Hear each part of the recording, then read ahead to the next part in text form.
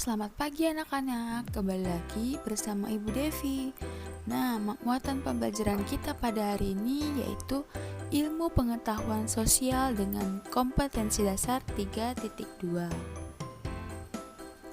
Oke, kita masuk ke materinya.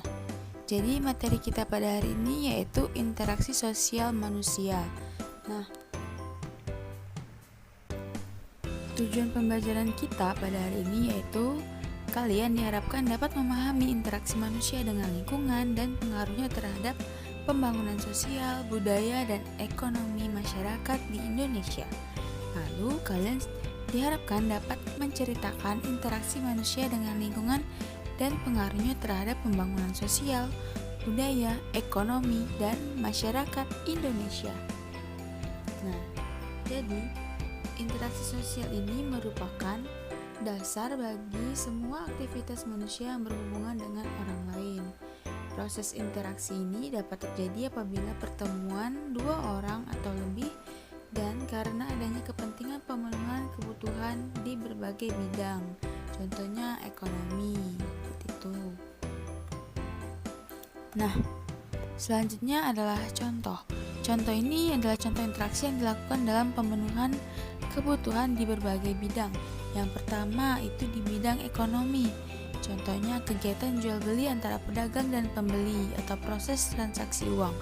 Ini biasanya terjadi di pasar, di warung, seperti itu.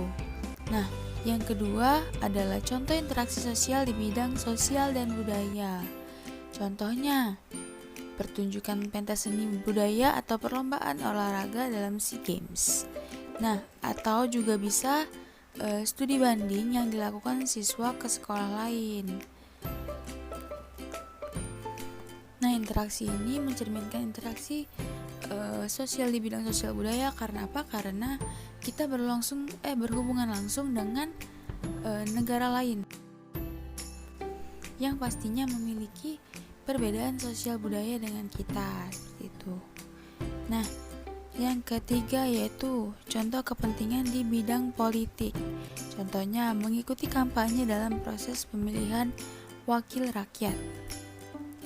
Yang keempat, contoh kepentingan moral yaitu mengikuti pelatihan keterampilan dan pembinaan masyarakat oleh pemerintah dan masyarakat. Selanjutnya adalah faktor penyebab interaksi. Ini adalah faktor penyebab terjadinya interaksi antara dua orang atau lebih ya. Yang pertama adalah perbedaan kandungan sumber daya alam pada setiap daerah. Misalnya di Palembang ini terkenal dengan, ini contoh ya. Misalnya di Palembang ini terkenal dengan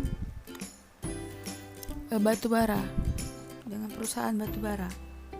Nah, Palembang ini mengirimkan batu bara ke daerah-daerah yang memiliki kekurangan sumber daya batu bara pada daerahnya, seperti itu.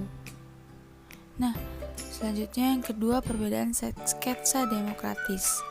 Lalu yang ketiga kurangnya lancarnya mobilitas jasa dan barang. Dan yang keempat alokasi pembangunan. Selanjutnya, manfaat interaksi antar warga masyarakat di berbagai bidang sosial, budaya, ekonomi, seperti itu ya. Yang pertama ada dalam bidang budaya. Nah, masyarakat dapat mengenal budaya daerah yang satu dengan yang lain atau memperkaya ilmu pengetahuan sosial. Lalu, manfaat dalam bidang sosial yaitu adanya interaksi masyarakat dapat memenuhi kodratnya sebagai makhluk sosial.